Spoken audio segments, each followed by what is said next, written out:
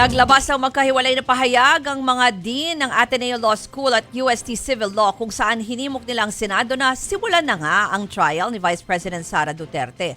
Anila, isa itong constitutional duty ng Senado na aksyonan ng impeachment cases ng walang pagkaantala. Kapag nagsimula na ang paglilitis sa impeachment ng Vice Presidente, nanawagan sila sa Senado na manatiling walang pinapanigan at non-partisan gaya ng nakasaad sa konstitusyon. Gayon din ang patas na proteksyon ng batas para naman sa respondent.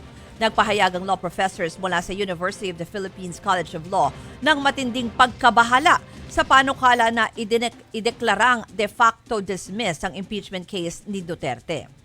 Ipinunto naman ng De La Salle University sa isang pahayag na hindi lang political exercise ang impeachment process kundi isang sagradong mekanismo na nakasaad sa konstitusyon para masigurong mapapanagot ang mga matataas na opisyal ng pamahalaan at anumang pagtatangkang pigilan ang proseso. Aniya, makakahadlang ito sa paghahanap ng katotohanan.